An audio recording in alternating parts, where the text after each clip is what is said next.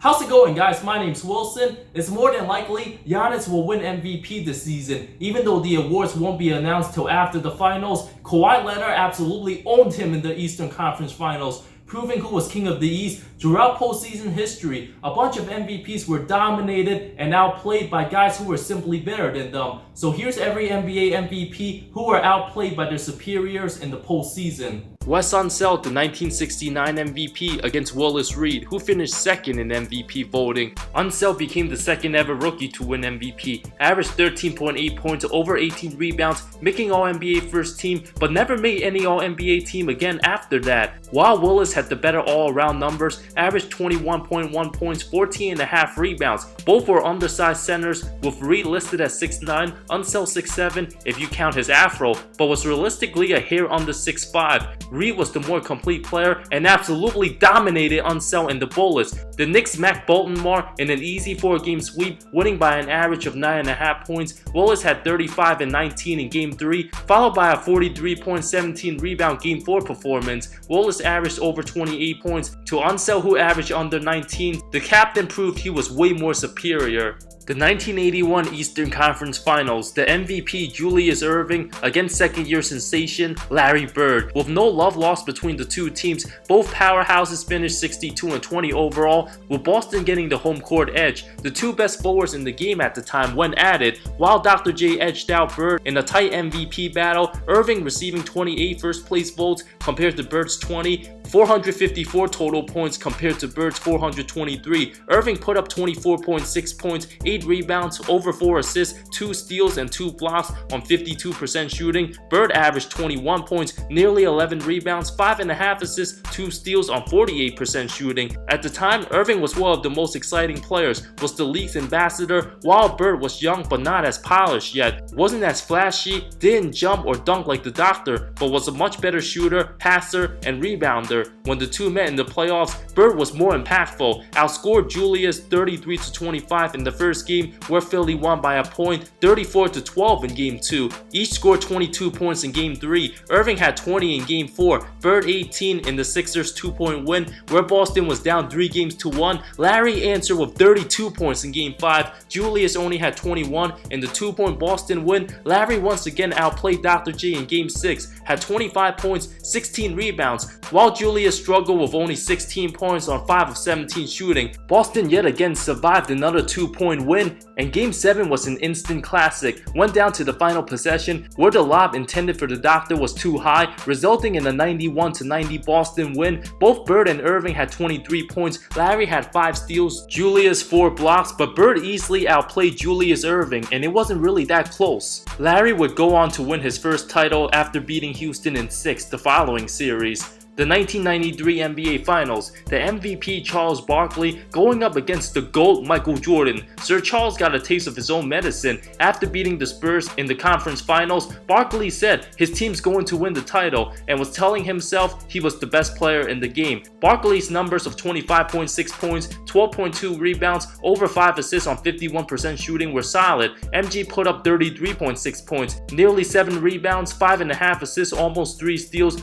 on nearly 50% shooting, but Phoenix had home court advantage, winning a league best 62 games. Chicago won 57. When the series started, Jordan dropped an easy 31 in the Game 1 win. Barkley responded by dropping 42 in Game 2, but Michael matched his performance, having 42 of his own in the 3-point win, stealing the first 2 in Phoenix. A frustrated Barkley told his daughter, "I think this guy might be better than me, and I never said that about another basketball player in my life." That was absolutely true. Phoenix did steal Game 3 in overtime. Despite Jordan scoring 44 compared to Barkley's 24, Dan Marley and Kevin Johnson combined for 53 points. According to Bulls assistant coach Johnny Bach, the day before Game 4, both Michael and Charles went golfing, played 48 holes, and MJ bought Charles a $20,000 diamond earring. The reason Michael did it was that he won't get in my way the rest of the series. What's $20,000 to me? Charles thinks we're great friends. I hate that fat Jordan then dropped 55 in Game 4 and Barkley never touched him once, except in a critical moment with the Bulls up 2. Barkley fouled Jordan on the runner. MJ averaged an astonishing 41 points, 8.5 rebounds, over 6 assists on 51% shooting in the series, captured his third straight championship, heavily outplayed Barkley, who averaged 27.3 points, 13 rebounds, 5.5 assists on 48% shooting.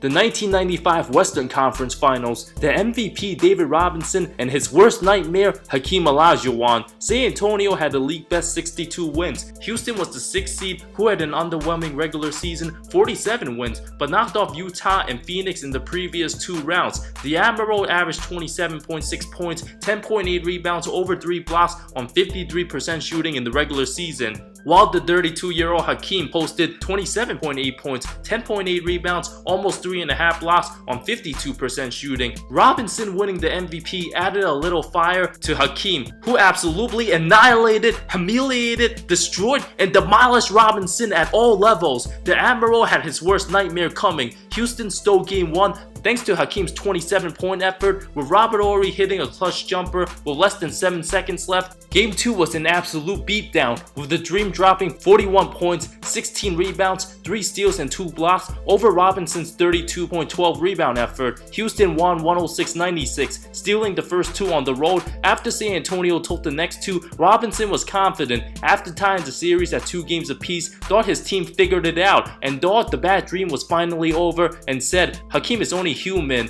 and can't score 40 every game, so Hakeem made Robinson eat his words. Went absolutely bananas in Game 5 with an array of moves, pump fakes, using his quickness, making Robinson look foolish. Had 42 points, 9 rebounds, 8 assists compared to Robinson's 22 and 12. Hakeem proved he was way better with a punctuating 39 point, 17 rebound, 5 block performance in Game 6. Robinson struggled with 19 points on 6 of 17 shooting. Only 2 of his 6 baskets were against Hakeem. In one of the greatest individual postseason performances, the Dream put up 35.3 points, 12.5 rebounds, 5 assists, over 4 block shots on 56% shooting. Robinson averaged under 24 points, 11 rebounds, 2 blocks on 45% shooting. Hakeem simply wasn't fair. 1997, the MVP Karl Malone getting owned by Michael Jordan in the finals. In Jordan's 2 of 6 finals runs, where he wasn't named regular season MVP, he destroyed both Barkley and Malone. Karl got 63 first place votes compared to Michael's 52, resulting in a 986 to 957 edge. Both had amazing numbers, but Jordan's team won 69 games compared to Malone's 64.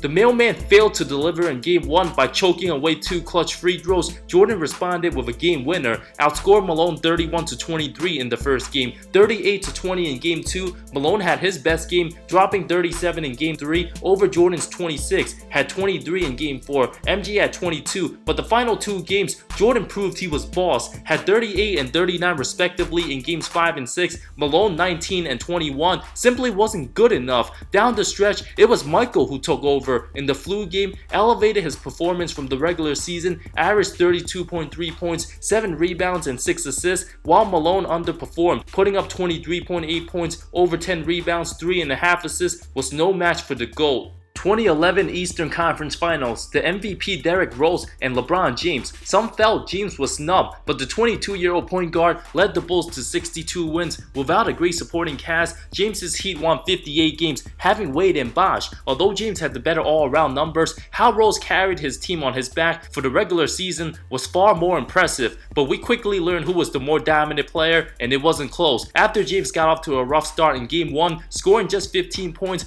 Rose 28, LBJ had a 29-point performance in Game 2. In the pivotal Game 4, Rose shot an awful 8 of 27 from the field for 23 points. LeBron dropped 35, had a chase down block on Rose, took over down the stretch in a 101-93 overtime win. Rose went 0 of 5 with a turnover when guarded by James in the 4th game, and would continue to struggle in Game 5, went 1 of 10 against LeBron with 2 turnovers. Shot 6.3% when defended by James the whole series. LBJ later took over in the 4th in the closeout, nailed a couple key jumpers, dropped 28 points. Rose had 25, including a punctuation block on Rose's potential game-tying shot attempt to close out the series. The 2-time MVP winner from the years before proved why he was the more superior player. The 2015 and 2016 finals, the MVP Steph Curry and former 4-time MVP LeBron James. Despite Curry's regular season brilliance, Golden State won 67 games compared to Cleveland's 53. LeBron completely owned him in the finals.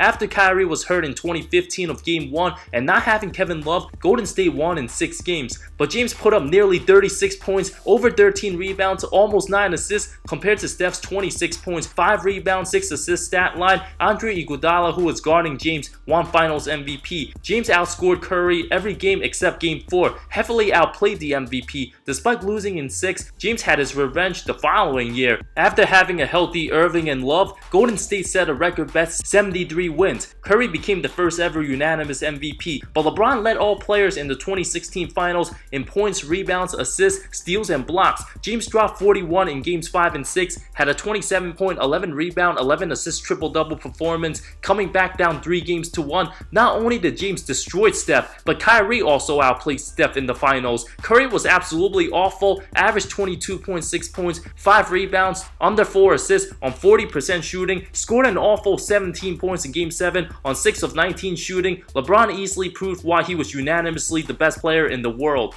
And this past Eastern Conference Finals in 2019, where I anticipate Giannis will win MVP, but Kawhi put him on lockdown. Leonard averaged nearly 30 points, 9.5 rebounds, over 4 assists, over 2 steals, elevated his game from the regular season. Giannis only averaged 22.7 points, had 13.5 boards, 5.5 assists, almost 3 blocks for the series. But Kawhi outscored Giannis in 5 of the 6 games, took over down the stretch in Games 3, 5, and 6, had the killer instinct. Giannis only dropped 30 once in Game 2. Leonard was the one who dominated late in games, hitting all the big shots, something Giannis failed to do. Kawhi also capped off a punctuating statement with a monster dunk over the Greek Freak in Game 6. The 27-year-old Leonard proved he was better than the 24-year-old Giannis.